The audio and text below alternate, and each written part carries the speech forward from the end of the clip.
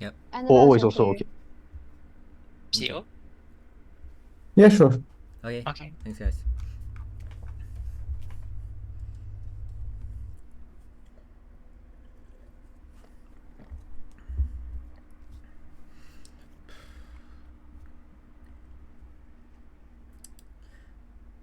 There's an old financial adage that if you can't buy something twice, then you can't afford it. Opening government thinks BNPL services are predatory and that it's really bad for people. Before I start, I just want to have three separate pieces of framing. I think we need to keep this debate in check. One, the first thing we'll say is that BNPL services are usually used to buy things which are not necessities. That is to say, important things, big purchases like houses and cars are already regulated by banks. You get a loan from a bank, you don't really go to a car company and BNPL with them. So more often than not, it's for smaller purchases that aren't essential. So I just want to get that clear first. So things like essentials probably out of the scope of this debate.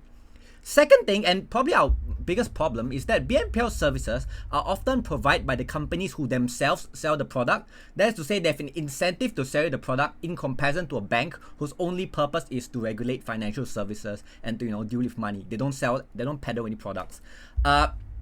So these companies are profit driven. Our problem with that is that they also do the advertising. First, they prop up the demand by shoving it in your face. Then they give you a tempting opportunity to purchase the product at a lower upfront cost. Number three, let's be clear what we support. I think we're relatively okay with people A, either not buying things which are not essentials, or B, saving up and properly budgeting to buy X amount, to buy product X. We're kind of okay with banks offering credit card and offering credit to consumers. And important distinction, I'll make that later.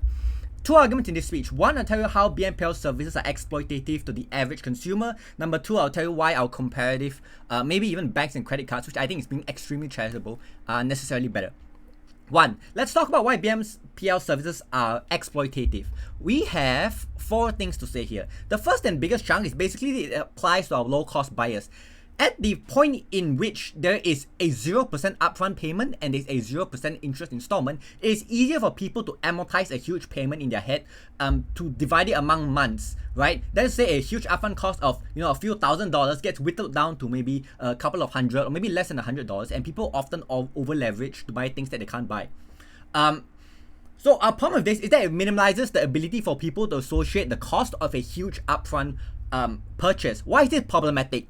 And let's get this straight. Like, this happens on the outside as well, but it's worse on the op because of this main thing, which is predatory targeted advertising. Note the BNPL services advocated by these apps are often predatory in the sense that they're targeted towards young adults and professionals who associate material goods with status. That is to say, these people are more likely, having a lower comparative financial knowledge, are likely fresh out of the workforce to buy things which either they don't need or just to fit in and keep up with the Jonases. Things like advertisements which, create scarcity of create artificial scarcity. Think Rolex only providing, a certain amount, only making a certain amount of watches per year. The Yeezy Boost shoes, which seems very hype just because they create very little of it. Things like creating fake urgency. The sale is ending today. This sale is only until the 31st of July. Limited time discounts. Jacking up the prices and claiming it's a sale and you bring it back down to the original price. All these are examples of predatory pricing policies as well as advertisements. Getting influential artists and actors to endorse your product necessarily creates demand in people for products which they otherwise would not probably have bought. So there's a necessity for these corporations to portray things as very scarce. Things like bright graphics, subliminal messaging, sponsoring of athletes and K-pop artists or whatever. These still exist under our site. No, thank you. Actually, I'll take PRs in the chat. This exists under our site, but it's exacerbated by status quo because people can reach for products which they normally would not be able to afford under the status quo.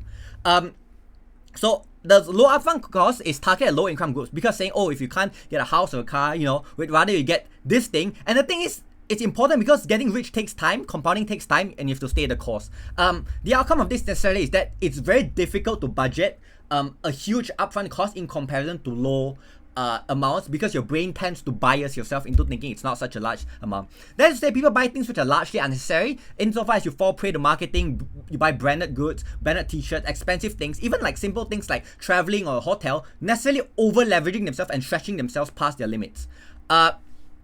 Let's let's talk about the second thing, which is that insofar as it's a couple of $100 a month, people find it hard to save long term. And that is not to say people are stupid, but generally, when the amount is low, corporations are able to tempt you into buying X product, things like an iPad or a MacBook, which, you know, probably is not the best purchase if you're tight on money, like the other laptops and other tablets which fulfill the same cost. But people tend to reach for this because of the still social status, and you know, they over leverage is our whole point. Let's talk about my second argument, which is why banks and credit cards on a comparative are probably better. Before that, I'll take CEO. Yeah, so the thing about predatory marketing is, like, if you fall to that, it's often a problem of you having a shit marketing, making shit financial decisions. That's not the problem. Buy now, pay later is more of a system that people tend to, like, look to, right? So this is a problem solution mismatch. How will you? Yeah, no, not really. Insofar as we don't ban advertising, like the fact that people make bad decisions is why we don't allow them to do things. Like the fact that you aren't allowed to drink and drive is because people make bad decisions after drinking. So that's the logic you guys have to do with zero. Let's talk about why banks are better. I think it's important to characterize what BNPL services look like. Number one, we said banks are better because they have transparency and application process. You need to actually apply to the bank to get a personal loan. There are credit checks on your background. They have to check your income level, your income tax, your pension savings to get a complete idea of what your financial situation is. Why is this important?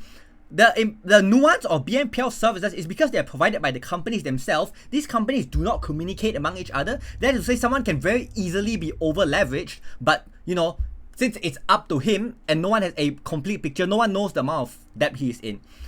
Because there are different companies, and you know, it's very easy for people to add on maybe just a $50 this month or $100 the next month. It's very easy for purchases to stack up. Insofar as we've explained to you why advertising is a problem and people feel like they must get the next best thing, you know, this compounds. The bank generally has a statement. It gives you a credit limit. It checks on your background before issuing you a credit card. This also means that BNPL services have a higher default rate at a point in which they have extremely high fees and, you know, end up in your credit score. Anyway, this means people can't get the things which actually matter in life. Insofar as you default on a couple of small loans, you're unable to get a loan for a car or a house or even, you know, any other important thing in the future. The bottom line of the OG is that BNPL services fuck people over because the institution selling you the product is the same institution handling the payment. Banks are better because they are not tied to the product. They don't sell you anything. Very proud to propose. Thank you, Prime Minister, for that speech. I'd like to invite Leader of Opposition. Here.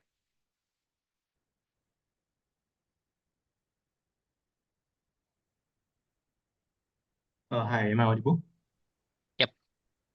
All right, just give me a moment.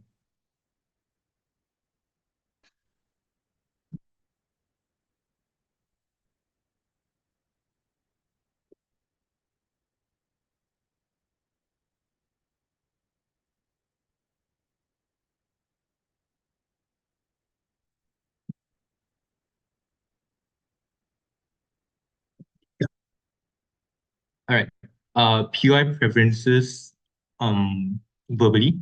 Just cut me off if you have any questions. And okay, starting my speech in 3, 2, 1. Panel, note that the high barrier of entry of certain products actually limits you and the consumers on how they would want to eventually spend their money and how this would eventually lead to problems within the economic systems, which then again will be explained throughout OO's speech. But firstly, then a few key pieces of framing on how would OOs will look like. Firstly, where these BNPL systems, we would have these systems in place by companies, and we will have existing check and balance systems that will be in place in order for you to minimize the harms that might potentially bring out upon, like what PM talked to you about on how overspending could be an issue in today's debate, right? But secondly, I'll just like to deal with OG's framing on terms of like how these BNPL systems work anyways, right? Where firstly, we tell you that as long as you have a good enough credit score, and this will be stimulated and checked around time to time within these purchases, then you would be able to opt in towards these BNPL systems, in the course of which where you actually have like more elongated payments for your purchases and stuff like that. But secondly, then I would like to just counter pop on like their definition on how BNPL payments are made for like smaller purchases, right? Where we tell you that this is usually not the case, where you have companies giving out these BNPL systems in larger payments, where you have things like installments within like if you want to buy a phone or some example, or if you want to buy some necessities items, then again, it's still something that is still have to be debated in within the context of today's debate. That and OG cannot just limit these things out of the debate, out of the sudden. But firstly, then I'd like to talk about how in this specific scenario where you have better arguments on how you get better economic welfare towards the whole general economy of the nation as a whole. And then Annabelle will talk to you on how you have better flexibility. But firstly then, on economics, on how you have better economics, because the BNPL system, you can stimulate the consumer spending that allows for a much more better economic growth and also buying power in general, because the average consumer will opt into these BNPL systems due to three reasons. Number one, these BNPL systems are flexible, as this is to say that you can pay within a certain amount of percentages or interest in regards to the original amount, where you can elongate your payment throughout multiple months or years and stuff like that. That allows you for a much more flexible expenditure for your payments. But secondly, you get the immediate purchase of products and services as a whole, where you immediately get the effects of all this, immediately get the products as a whole or the services that you're opting into. And then this is generally something that's much more better because it's the satisfaction of the customers, right? But thirdly, then you do not constrain the financial plans that are pre-existing in within your expenditure. For example, if OG wants to claim that, oh, people overspend, right? Then we tell you that this is something that is more likely not going to happen in this debate, because people will be more financially literate to manage some sort of money in current status quo. And even in the worst case where they do not have this specific financial capital or this financial literacy to actually do these specific things, right? Then there wouldn't be a debate to begin with anyways, because people would just spend all their money and there wouldn't be any financial things that we're talking about in current debate, right? But secondly then, three layers to this. What does this look like in status quo? Where firstly, where in status quo, pretty much exists a lot of spending constraints that many people have to go through in order for them to make purchases in general, right? This looks like limited income that restricts their purchasing power to buy certain products. This looks like the delays of necessary purchases due to upfront cost barriers, things like your utility bills, things like your rent, your internet, and especially when you have considering in businesses as well, where they have to bear the burden of high overhead costs on things like this that are really, really restrictive towards you and how you want to spend your expenditure in the long run, right? But then thirdly, then, on the higher chance of economic stagnation on government, as more people are less likely to make large purchasing responsibilities in their side of the house, that is to say that they will have a higher risk of inflation. They will have a higher risk of these things happening in modern status quo, where if they, in the case that they do not actually opt in towards a better system, then, well, let's take a look at this in businesses as well. Second layer, where you have market competition of smaller businesses that will eventually drag them out of business because of the sole fact that they have to compete with other businesses that offer these flexible payments for these consumers, right? So what does this essentially look like? A small analogy, where small businesses more often than not have to already facing competition, they will have to additionally facing the fact that they have only upfront costs where they have these products being paid for the full price as soon as you want to buy the product. Then you immediately boost the interest of the customers as a whole, because they do not have the incentive to actually buy those things products, because they don't have the financial capability to actually own it in the first place, right? Even if it's a necessity or it is a one that they really want to have, right? This is something that's essentially important for customer satisfaction, and this is something that is really important then on impacts on how OO actually wins this debate, right? But secondly, let's take a look in smaller businesses then, where smaller businesses more often than not already have to face a lot of cash flow challenges, where they have limited cash flow incorporated inside their businesses as a whole, right? Because of that, BNPL offers a solution for these businesses to actually grow. Why is this then? Why are these businesses then necessarily important? Three reasons to this. Number one, smaller businesses or just multiple businesses in general, they drive competition to incentivize innovation to build up better products for consumers as a general. So what this looks like, which is second, is more businesses equals to just more products in circulation that offers to the needs of the consumers as what they want to buy in general. And thirdly, then, with this more products in circulation, then this translates to more buying power. More buying power translates to better economy because of the fact that consumers are now spending more money, and this money is then being cycled into the economy for other users that are able to reduce stagnation that's possibly going to happen in modern status quo, right? Secondly, yeah. So what kind of small business are you running where you need to take a buy now, pay later scheme for a 5,000 ringgit purchase? The fact that small businesses are also prevalent in status quo is the fact that you really have a lot of these specific stakeholders already in place, right? So on that basis, then you really need to have some sort of mechanisms for you to actually in place towards these small businesses, for them to actually have opportunity to go instead. And I already told you 3 reasons why these businesses are necessarily important. But second layer then on what happens when you implement these BNPL systems, where you increase consumer spending. So BNPL allows consumers to then spread their payments, which then will increase their ability to make other purchases. And this is then makes it easier for like consumers to make purchases of higher sales, which is essentially important for you to actually stimulate economic growth. And secondly, then, where you have a much more stable retail market, and this is something that's exclusively on opening opposition, where BNPL stabilizes the sales and monies and keep the money in circulation after a specific product or services that are already being sold towards the market, so that they do not remain stagnant. And when this stagnancy comes, it comes out with problems like things like, governments do not have to take drastic measures anymore for them to actually keep their economy in check. That means they do not have to borrow money from IMF, or they do not have to print out more money due to the fact that they already have a stable economy to begin with, which then reduces the possibility of inflation or disruption on market prices in general on both sides, on opposition side of the house. If you believe that you want a better economy, then side it over. Thank you. Thank you, Leader of Opposition. I'd like to invite Deputy Prime Minister.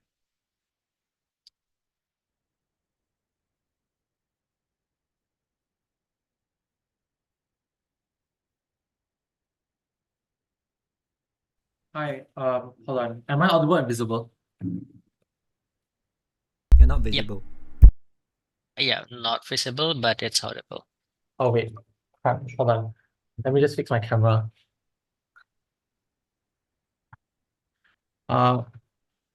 Okay, am I visible now?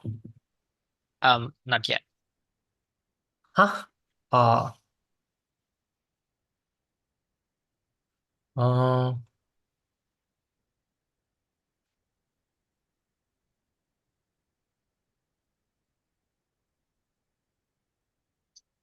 Uh, okay, hold on.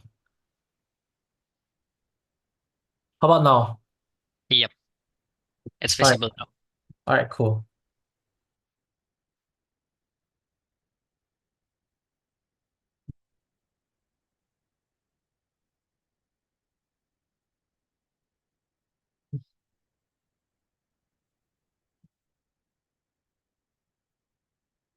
All right, Rayner. Sorry. My tag name is Lo, so okay, my pronouns are he, him. I'll take POIs around the 5th minute or 1st minute, whenever. All right. All the best. Looking forward to a good debate. Starting speech in 3, 2, 1. Okay, I'll kill off the SME argument immediately. SMEs are not part of the debate because companies that can opt into BNPL are companies that are already rich enough to afford such a scheme where they have to lose money in the short interim but gain a substantiated profit in the future. So it ultimately means that SMEs need the money now and it's urgent. Hence why they won't opt into the BNPL scheme anyways. But regardless, even if you don't buy it, people are likely to go to big corporations anyway, and the BNPL schemes that big corporations like Rolex or Supreme does because of the brand recognition that comes with it. So SMEs are not part of the debate. Okay, time for the actual case. The opening opposition's case is to explain that BNPL is good because they maximize the amount of choice that consumers have via flexibility on what you want. The way we'll take this down is to explain why this flexibility is bad because poor people are susceptible to coercion and how this harms the other tools to uplift poorer consumers. Only one argument, but it's a big take. There are 4 questions I want to answer. The argument is how this screws over poorer consumers in getting welfare. Ryan explains why BNPL is inherently predatory and why banks are the better alternative. But here's where I introduce another dimension to the round that CG might posit, which is even if the debate is about credit card versus BNPL, and why even if poor people cannot access credit cards, why the other tool that people use to liberate themselves from the yoke of oppression, which is welfare policies, get reduced on the opposition. The first question I want to answer is what changes on the opposition when it comes to the societal perception of the poor. We think that BNPL causes people to be able to afford things that they supposedly cannot afford. Meaning society's perception on homeless people is that they walk on the street and see the homeless afford things like mobile phones. We think that this exacerbates political rhetoric that destroys welfare policies for 3 reasons. Number 1, it appeals to the center-right liberal ideas of relying on your own 2 feet. pulling one up by their own bootstraps, or the American dream. It tells people that they can afford something. If they can afford something, they therefore do not need help. Second, it frames the homeless as extravagant and unnecessary. If they are buying non-critical things like mobile phones with welfare, then they don't need welfare to survive. Three, it provides a convenient scapegoat for government failure. That's why the economy is failing. Budget is being misallocated because you're spending money on the poor, which supposedly don't need it. If they can afford mobile phones like iPhones or Samsung, then you're spending too much money on welfare when you can actually spend it on the Israel and Gaza war, for example.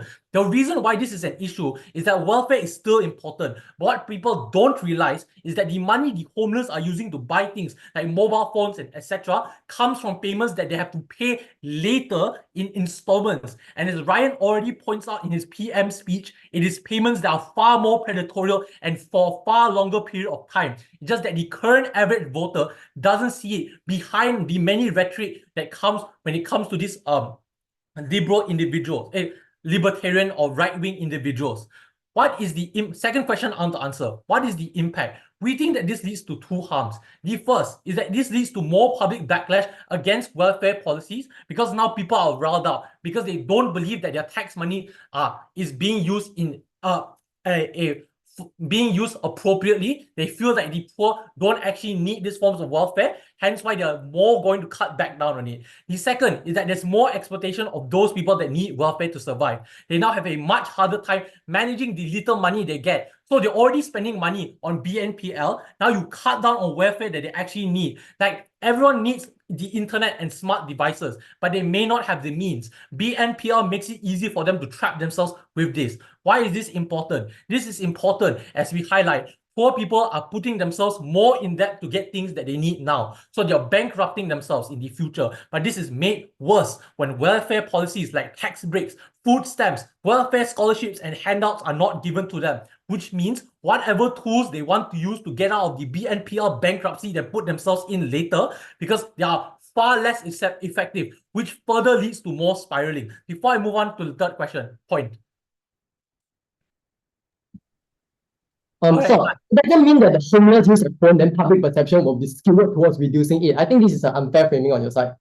This isn't unfair. The reason for it is that now you exacerbate this rhetoric even more. Question 3, why is our counterfactual on social credit, social welfare says credit cards far better? 2 reasons. Number 1, they get social welfare, which is a far better strategy of social upliftment because they cover things like basic necessities. They are more holistic because they're managed by the government, things like food, water, gas, and etc. The comparative is relying on using BNPL and using it to buy stupid things like a Rolex rather than food, water because of predatory advertising. Second, the perception of it remains different on our side of the house. When people see poor people affording things using credit cards, for example, it's seen as a legitimate cause because it signals to everyone that the government and the big banks trust these poor individuals to pay back their loans because they have good credit scores. So the impact of this is that it means that even if they're buying smartphones, they're doing so in a legitimate manner. Maybe CEO can explain that this is unfair framing, but what we're explaining is that you reduce the amount of critical backlash towards these social welfare policies. They explain why even if, like in the instances where they do buy smartphones, it comes at a cost of them working hard to get it. That is actually legitimized by the government via banks. So it means that even if they do so, they're not getting handouts. They're not doing so in extravagant means. Question number 4, what is the bottom line of this round? Even if we trade off people being able to afford things now, we explain why this is a good trade-off via 3 pieces of weighing. First, on accountability. Look, CEO might say that this is product of bad advertising. What we explain is that when you introduce BNPL, the tipping point is more bad advertising because now companies can force poorer consumers to buy their products now versus even if poorer consumers want to make stupid purchases, like they want to buy a Rolex, they have to go through banks when asking them for what they want to purchase with the loan. Instead of using whatever money to buy things like Rolex via BNPL or even fridges, we explain that the governments can make far better decisions for them. The second is on certainty. Look, even taking OO at their best, their case is contingent on poor people being able to make smarter decisions. The alternative is having social welfare where the benefits of food stamps and gas is more direct. But we think it's far better when governments have epistemic access as to like how everything works and which money to allocate to specific sectors. Whether poor people need more food stamps or they need more gas, governments are more effective. Third, on economies of scale, governments can produce things at faster rates due to the fact that there's a massive overlap. BNPL reduces its overlap, which ultimately leads to poorer consumers being harmed. For all those reasons, opening government. Thank you, DPM, for that speech. Now inviting Deputy Leader of Op. Am I audible? Yep.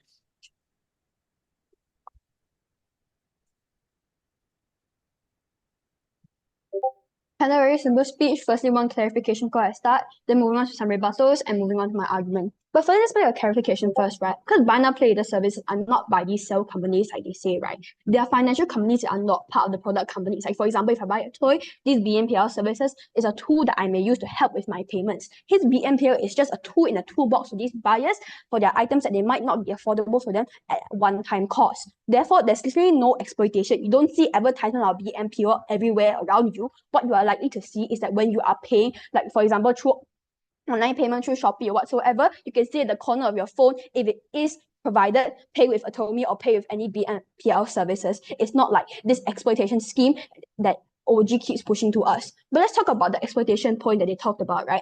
They say that BNPL services is used by these 20 to 30-year-old people to buy these luxury items that they think will elevate their social status, right? But not firstly, how they limit this debate to people who have bad financial decision making, right? We tell this is extremely false and not the true case in status quo. The people that they talk about is a small 2% who is actually so fussy about whether they have the latest shoes or catch up with the latest designer products, which is not it's not someone you see to a day-to-day basis, right? And will spend their entire month paycheck on like a pair of shoes, right? This is totally absurd. It's not something you see on a daily basis. They cannot push this extreme case onto us and drive it as their only case in this debate, right? But what BNPL services actually look like is an average person who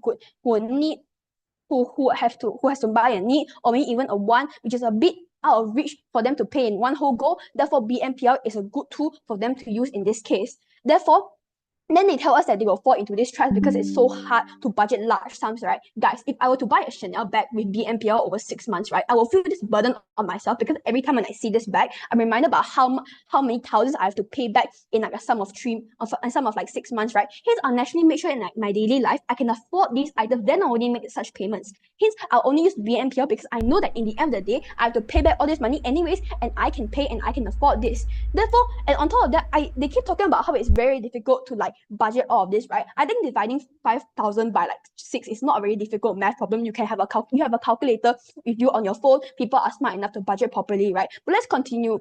Even if you don't buy this, I give you 4 reasons why it's very unlikely for people to develop such bad spending habits with BNPL, right? Firstly, people are smart enough. People know gaining income is hard, it's difficult, especially when you are a fresh graduate at the age of 20, right? They will feel this large amount of guilt after buying such useless things. Therefore, they are more aware of their financial habits as a whole, right? But secondly, financial literacy in today's world, right? There are so many classes and promotions regarding financial literacy for people, right? For example, like how you shouldn't fall into a debt at a young age and how you can develop like sustainable saving habits whatsoever for your wants and needs over a long period of time, etc., right? But thirdly, note the social pressure in status quo now. Even in the worst case scenario on our side of the house, we may be sure there is peer pressure to encourage you to spend more on these luxury items because I don't know, you're like surrounded by a bunch of rich friends that have all these luxury items and you want to be a part of them because of this peer pressure that you have, right? You have your family that will act as like check and balances. They'll make sure that you don't spend and like develop such bad spending habits because of the simple fact that they care and they love for you. They don't want you to go bankrupt at a young age and be like and have like a bad life for the rest of your life, right? But fourth and most importantly, background checks exist. Even if you don't buy the fact that BNPL companies are profit-driven panel, the government has an obligation to make sure that all people on the ground are protected. Hence, laws like, for example, credit score checks or things like background checks to make sure that you can pay back the installments that we have made in the end of the day, right? Therefore, you're not going to see poor people who cannot afford a basic living buying such crazy luxury items like OG keeps pushing for. DPN also talks about how people are unhappy about welfare, right? But understand there's no actual clear link in the 7-minute speech on how my BNPL payments are actually going to make me unsatisfied about what the government is doing about the Israel and Gaza war, right? I think as an average voter, I'm more concerned about whether the government is going to support me as an individual and help me in my daily life, or for example, boost the local economy. That's what someone is going to think about. For all these reasons, I think it's very unlikely for an average person to actually fall into the traps of BNPL and buy a Rolex that they keep pushing, right? Let's move on to my arguments on buying power of individuals and the flexibility it gives them, right? Understand in today's society, there are a lot of people building narratives on how it's good to save up or you must save up for the future, especially when crises come. We tell you that this is a social norm that is magnified after what people have seen in society, like for example, the COVID-19 crisis where people struggled to get income or the increasing inflation that we see in today's society, right?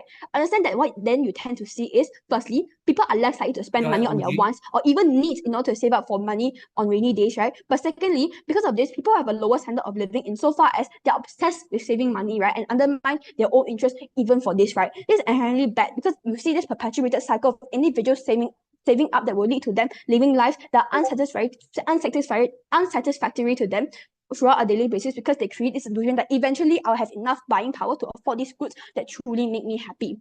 And then this leads to a slow build up of like mental harm and stress because people will be absorbed into gaining income and keep earning money and not actually spending their money, right? Therefore, as a whole, individuals are less likely to make choices that will actually satisfy themselves and as they feel like it costs them a lot, right? What are the impacts of this? Firstly, people live less satisfactory lives. It increases the likelihood of them developing like mental illness across a long span of time, for example, 10 years or 20 years unconsciously. But secondly, because of this normalization of saving money and not spending, you see a slow dip of the economy like by a step at a time, right? This is bad because you see things like businesses closing down, unemployment, etc. Compared to opposition side of the house, with buy now, pay later, individuals feel less burden on themselves when they're buying all these products since they're more willing to spend on themselves.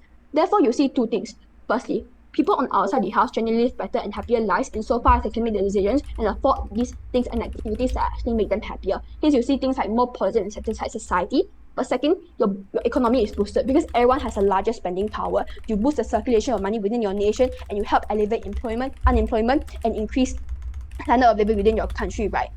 We try this especially important in times like, for example, COVID-19 crises or any type of crises, any type of like economic crisis, like any crash that you see in society, right? Because then government wouldn't have to make these like risky decisions, like for example, mass printing money or loaning a type of money from the IMF, which has a lot more consequences to a simple thing like BNPL that is like a small tool that actually helps a lot throughout the long term for your economy, right? Hence, OO wins on two large metrics in this debate. Firstly, we win on solvency because with things like BNPL, the government is able to elevate like inflation or go through a crisis without like making all these crazy decisions and help elevate your economy in slow and minute ways that actually help for the long term and is sustainable. But secondly, you have better life for the individuals on the ground in your country. For all those reasons, oppose. Thank you, Dilo, for that speech. Now I'd like to call upon member of Gov.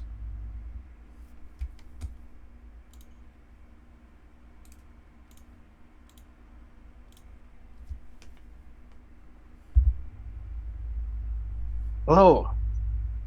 Am I audible? Yep, you are clear.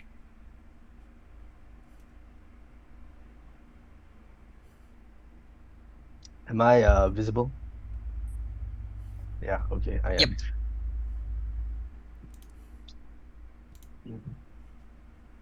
Yep. I take verbal POIs. Just unmute yourself. Okay. Starting my speech in 3, 2, 1. What we hear from OO is three things. Number one is that it helps small businesses. Number two is that there is economic stimulus that allows government to work through recession. And number three is that, yeah, government will be able to work through recession, similar to the second one. Let's deal with it one by one. The first on helping small businesses. I think the first thing to note here is that small businesses don't have the financial power to offer BNPL, don't have the size to work with BNPL providers. They can't benefit from that. Secondly, small businesses cannot use BNPL to pay suppliers because it is contingent upon their suppliers offering them BNPL, which suppliers are unlikely to do so, as will be explained later. Either way, even if a small business, which in all likelihood are likely to be sole proprietors, can take BNPL, the liability will fall on the sole proprietor, which leads to bad outcomes. Dealing with this later as well. Next thing then, I'll deal with economic stimulus and recession together. We do not contend that there will be spending as a result of having more buying power. But the question is this increased buying power meaningful? I think this stimulus is only meaningful insofar as OO is able to prove who benefits from this stimulus. right? And we will tell you reasons why these businesses and their business model are not such that will benefit the local community, but in fact will lead to the outflow of money from the local community to urbanized areas of foreign countries. In fact, by locking in a portion of a person's income to BNPL, you are committing a certain sum of money to leave the localized area, which means that there's less money in that particular area, less of a local multiplier effect that will stimulate the local economy. It is in fact worse for local economies that are actually going through recession. It does not help recessions. About a few things. Number one, who actually uses BNPL and why is it beyond predatory? Secondly, what kind of merchants work with BNPL providers? Thirdly, why it causes overconsumption, why it causes, and fourthly, why it causes overspending. We hear from OG is simply the idea that it is predatory because people have low financial literacy and that credit cards are better. And they also tell us, oh, it's better. And if you have BNPL, the poor are seen to have luxury goods and people are less likely to give them welfare. Yeah, the CG is obviously a bit like going to be a bit better. Yeah. So my first question is, who uses BNPL? And the reason this is important is that we need to know that oftentimes, if you are able to access credit card, if you're able to access traditional banking services, you won't be using BNPL because why? Why would you use BNPL? You get cashback with credit cards, you get all these other things. You won't be using BNPL. So the people who use BNPL are people who are shut out by traditional banking services. Low wage earners, banks won't give credit cards and loans to people starting work. So these are things that OG kind of tell you. The weird part is that OG tells you this and then proceeds to then compare the alternative to credit cards, which we don't do. OG tells you this is predatory marketing, that banks are better. We don't think it's just predatory. Problem is that banks, for above reasons, are not a viable alternative for these grounds of people, right? The viable alternative is to trade off these purchases, right? So even if it's not predatory, even if people are willingly making these purchases, it is still bad, and this is where CG comes in because it is unjust. It is unjust for two reasons. Number one, it is highly regressive, right? People without access to credit card and banks are forced and coerced to pay more on the dollar for the same products and services, whereas rich people can benefit from cheap credit and even cashback. Because if you think about it, right, if I have to pay 100 ringgit for 2 years, this means I'm paying about 4.8 thousand bucks. iPhone that maybe costs 3.5 thousand. If I'm paying with a credit card, I'm getting a 10% cashback. I'm getting 5% cashback, all these things. So it means that this is important because it means that the poor person is actually paying more than a rich person would for the same thing. And this is important because it is true what DLO says, that if you think about it, this is actually a small sum, right, which may not be very impactful. But the principle is that you're making poor people pay more, which makes it deplorable and unjust and very regrettable. The second thing is that if we take the impact and we look at it from a normalization point of view, right, means that this regressive pricing is normalized across multiple goods and across the entirety of this group of unbanked stakeholders. It means two things. Number one, it means the poor are less likely to have savings in the long run. And number two, it means the poor are made poorer on aggregate in the long run as a result of having to pay more for the same kind of services and same kind of products. Moving on, merchants work with BNPL providers. I think it goes beyond the fact that it's not big purchases like housing or cars, as OG says. It's like merchants that sell things at high initial cost, appliances, jewelry, which initial cost is a barrier to consumers. It's important because it provides the incentive analysis as to why these merchants provide BNPL. Meaning to say, it is unlikely to be daily necessities that poor increase quality of life meaningfully, as OO says. It's unlikely to be groceries, shopping center, shopping markets, and stuff like that, right? Overconsumptions that we think by having more available credit, it means corporations are able to produce more and supply more products because they're able to sell more things.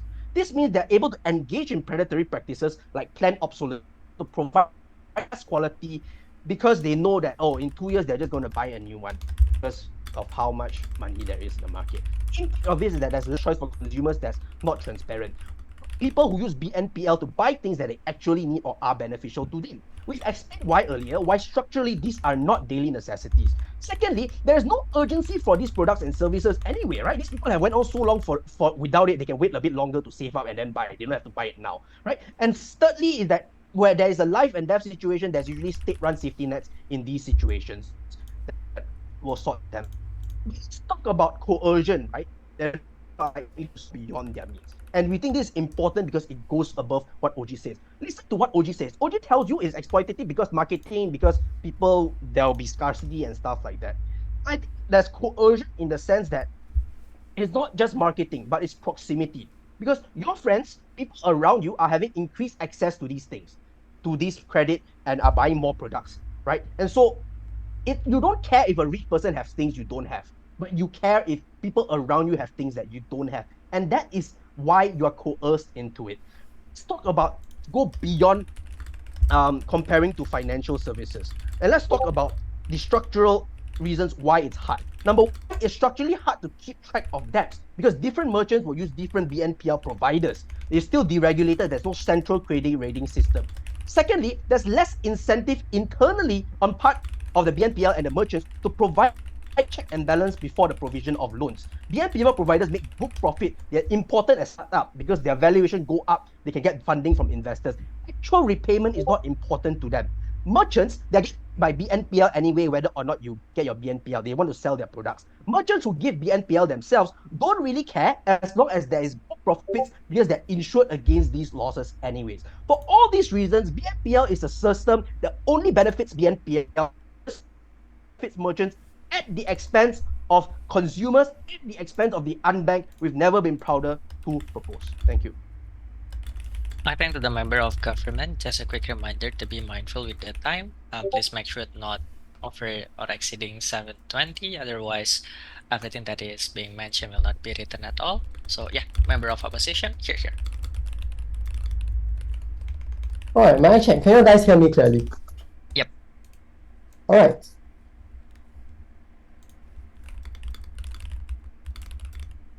Okay, I'll begin in 3, 2, 1. It takes one emergency to jeopardize the next 10 years of your life where you're thrown into a perpetual state of debt. This is life before BNPL for the low SES, where microloans and loan sharks are your only alternative. I think the entire government then tried to discuss alternatives, but I think they didn't really pinpoint what is the only real viable alternatives to BNPL for the poor, right? And this, I tell you, is microloans. You do not need collateral, you do not need a credit score, but it comes at the cost of very high interest. I'll address that in a substantive later. 3 responses will take out the entirety of OG and CG. So firstly, right, I think OG first pushes a strange idea about how this will erode welfare policy for the poor because BNPL enables the perception that the poor has money. Let's quickly take this out. First things first, it's not true, right? I think the use of BNPL is largely not visible. I think it is normal that the poor have basic necessities like a phone. I think it's 2024, this is something that we can all expect. And secondly, right, I think if OG suggests that the moment the poor look at their phones, then they do not deserve welfare, I think this is a very uncharitable characterization of public perception. I think this argument falls immediately.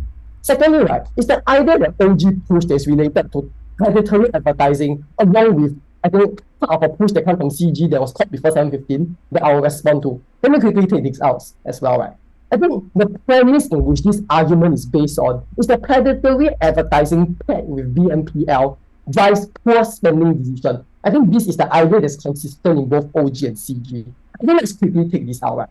First things first, my previous speaker already POI the idea that predatory advertising leading to bad financial decisions is by no means linked with BNPL. I think this is a problem-solution mismatch. Secondly, even if BNPL will contribute to exacerbating the problem, I'm going to prove why this is still symmetrical on both sides. I think predatory advertising is something that preys on people who make poor financial decisions, but there are alternatives from BNPL even if BNPL did not exist. This looks like microloans that I'll explain more later. This looks like going for loan sharks even. We believe that like impulse spending because of predatory advertising is symmetrical. So like secondly, this isn't really a prolonged pattern. You can make a bad financial decision because the people around you seem to have something that you want, right?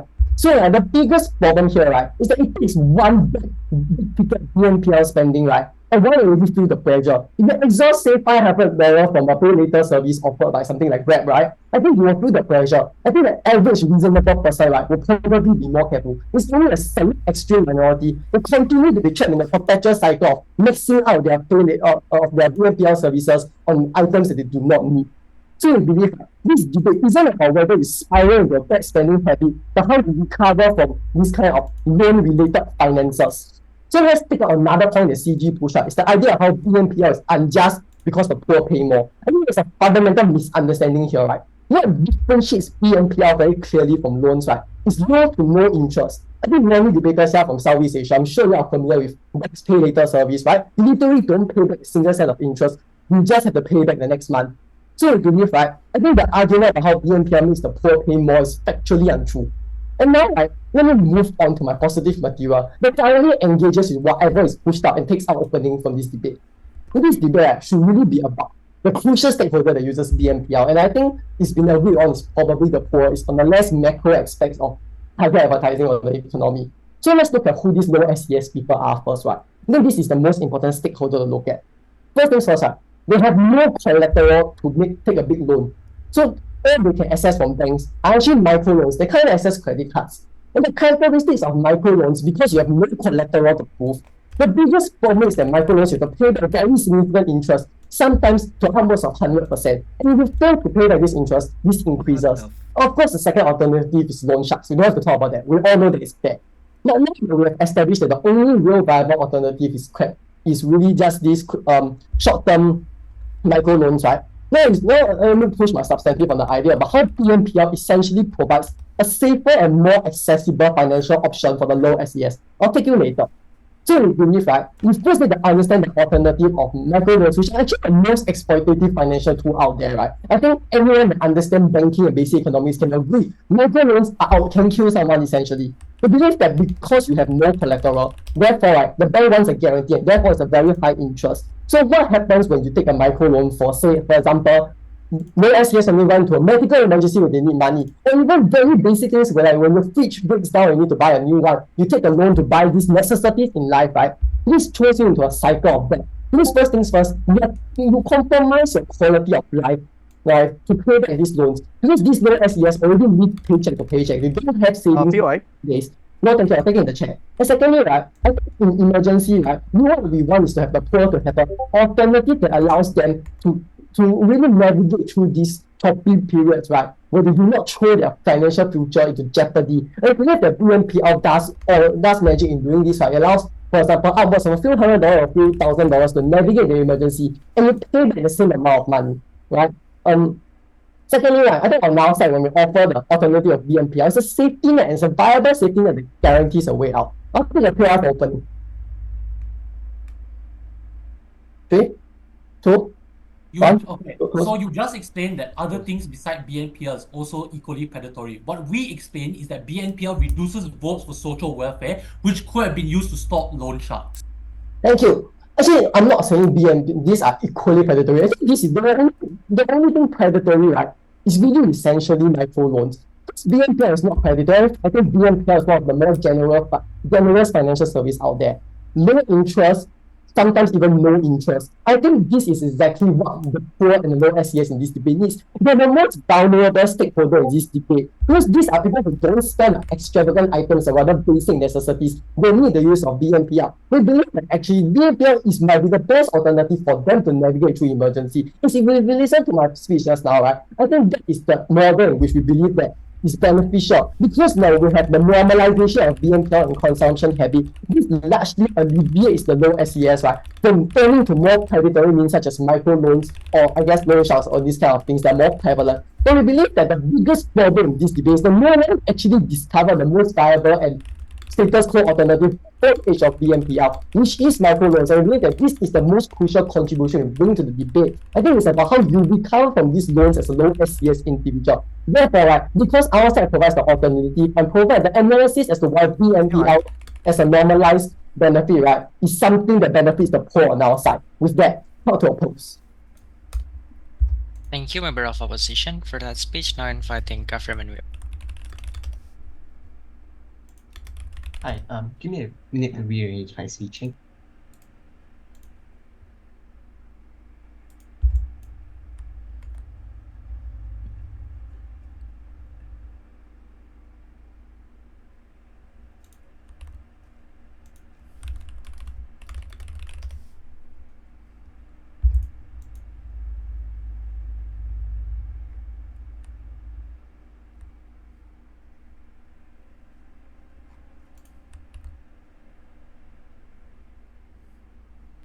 Hi, am I audible and visible?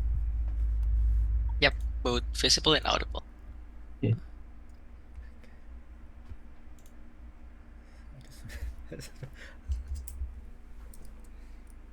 If we Okay. cannot buy one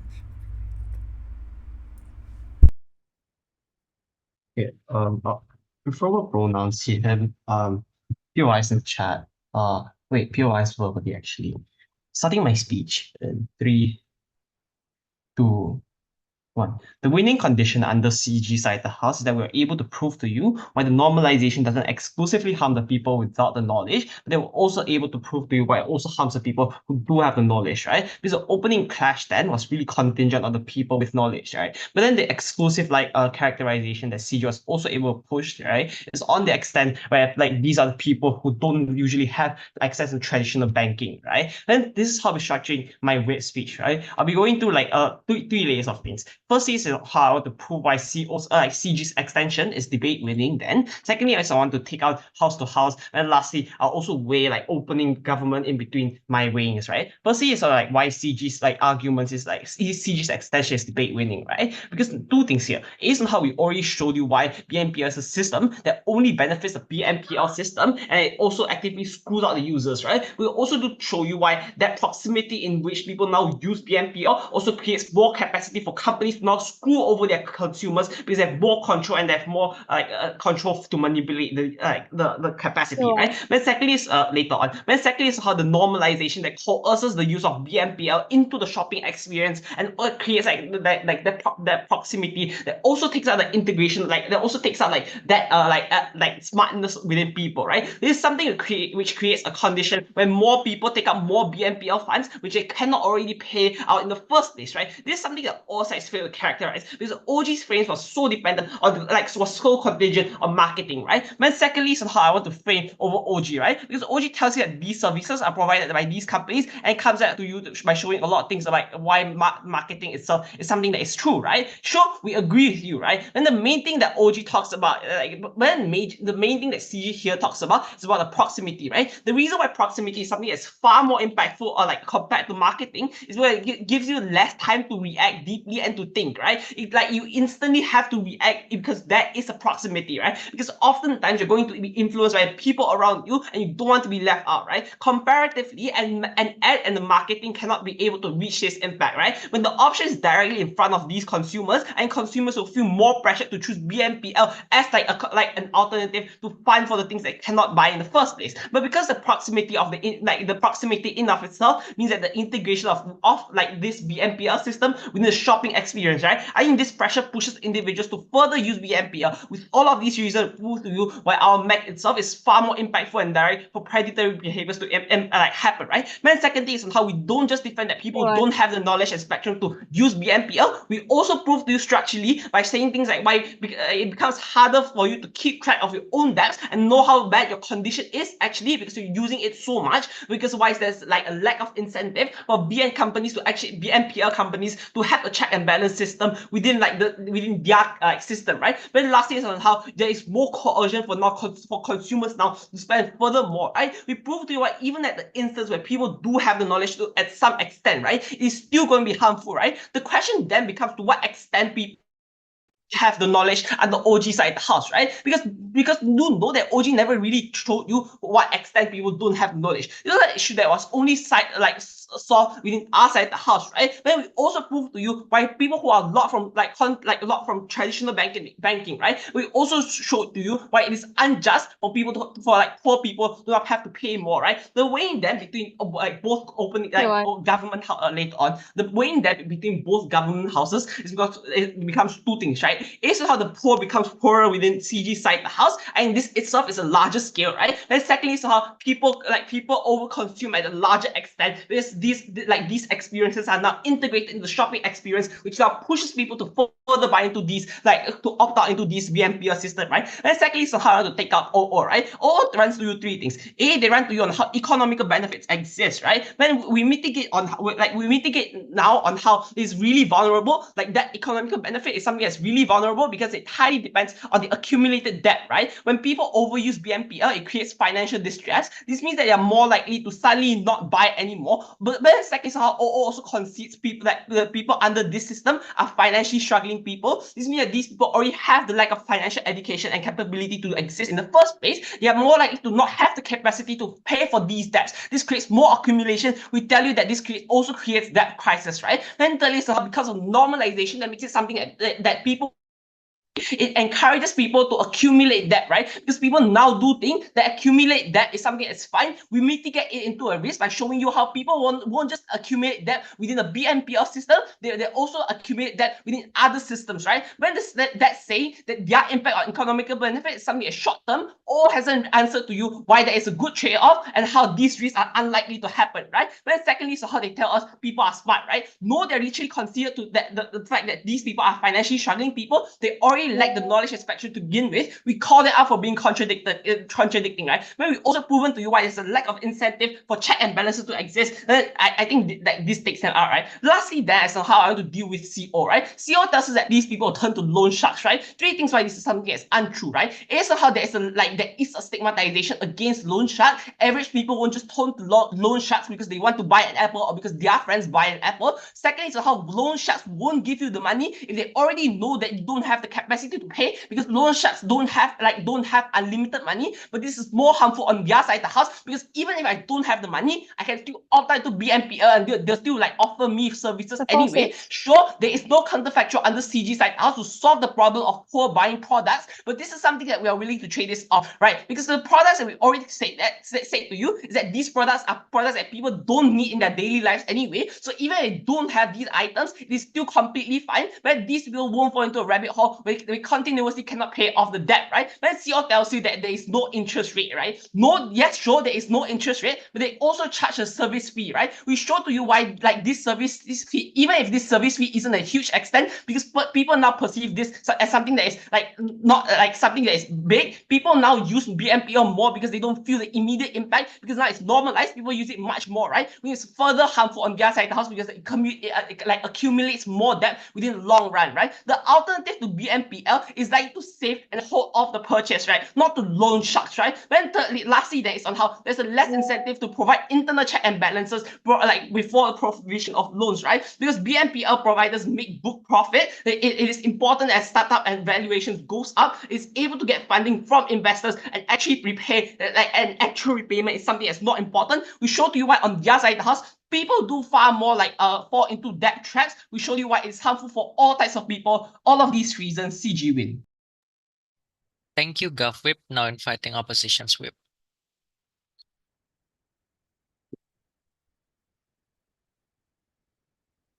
Hello, am I audible? Yep, you are audible. All right, sure. I'll take POIs in the chat. I'll probably ask for 1K, don't worry about it. All right. Austin was nice, I'm not going to be.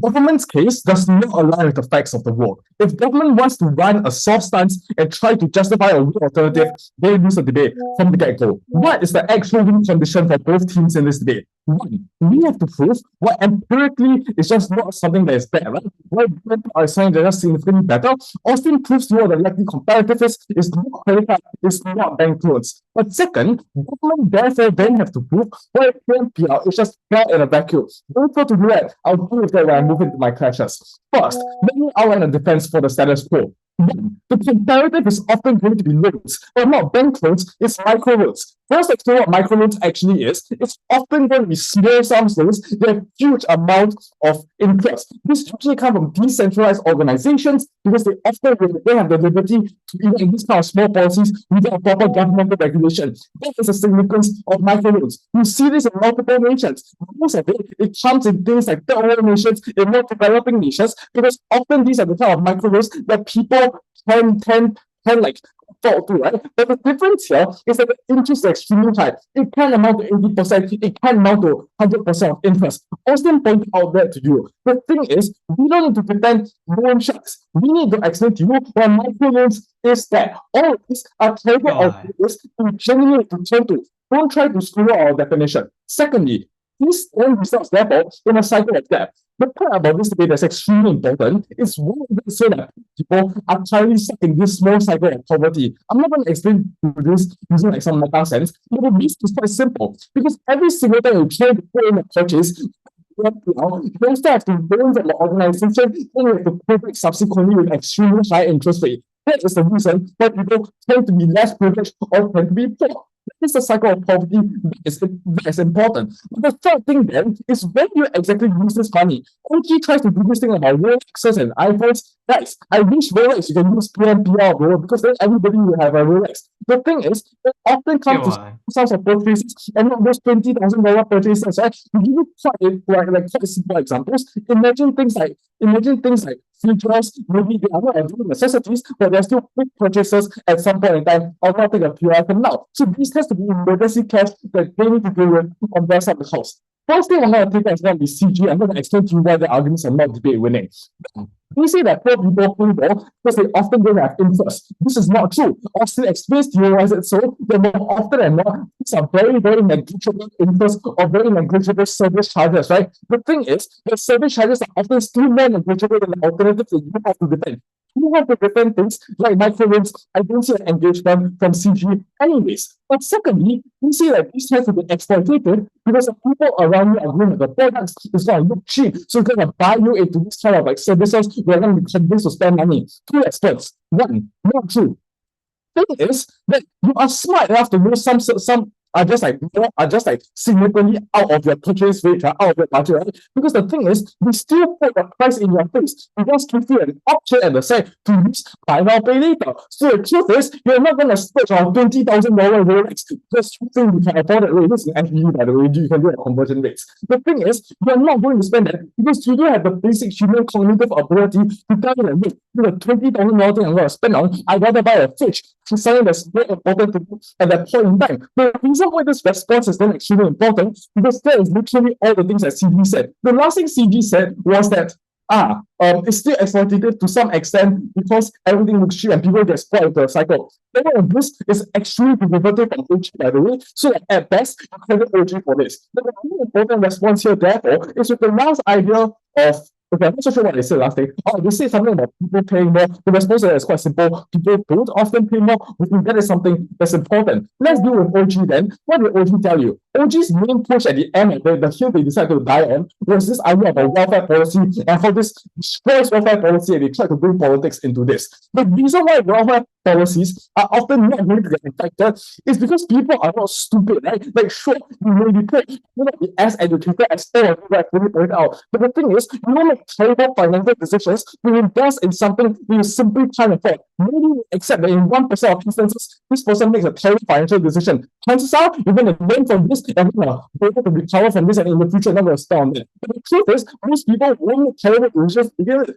because the truth is, you have a very small amount of liquidity. The amount of money you can use is extremely little. The point in which you require to use our BNPL services.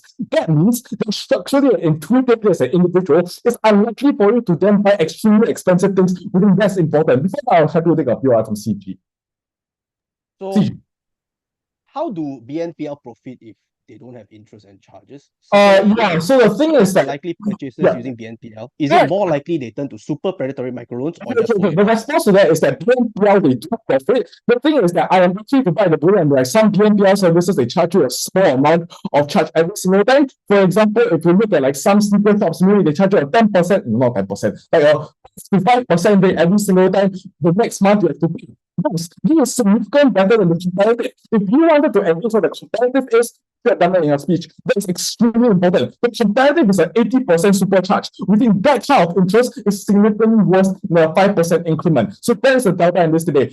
That OG does do this very well, where they manage to characterize to you why is it so that these are small companies are like corporations that want you to buy the stuff. They are not banks that suddenly want to take money from you and try to mix the money from you. I'll give the characterization to OG. If CG wants to knife them, I'm okay with it. Next, let's do with OO then. So what did OO tell us? OO told us a few things. They try to run a macroeconomic argument or we're going to have economic stagnation and the risk of inflation. I think generally these are okay arguments to run. I think it's not as relevant in this debate, right? Because we want to put things on what is more proximal to an individual. If let's say you have to spend every day of a livelihood over something when you have like asset growth over. We say a more proximal debate on you think a more proximal examples are used as an individual to like buy all of these like necessities, these figures within these are more proximate. Then let's just talk about last cash as to what the comparative actually is. This is even coming from CO, because CO is the only thing in this debate that managed to explain to you what a likely comparative is. Just to point out, this is a retrospective debate, which means that teams need to analyze what the likely comparative is. So if we manage to prove to you what the comparative propositions for all governments were, is anyone that's going to be significantly more exploitative, if you weigh this on things on benefits, if you weigh this on scale, we can weigh some for the most. In CO, we can manage to prove to you what BNPL in general is going to be a better service, we can weigh overall, we can for all these reasons. First goes to CO. I thank to the opposition's whip for that speech. That's marked the end of the debate for this round. Since I'm alone, I think I will just stay here and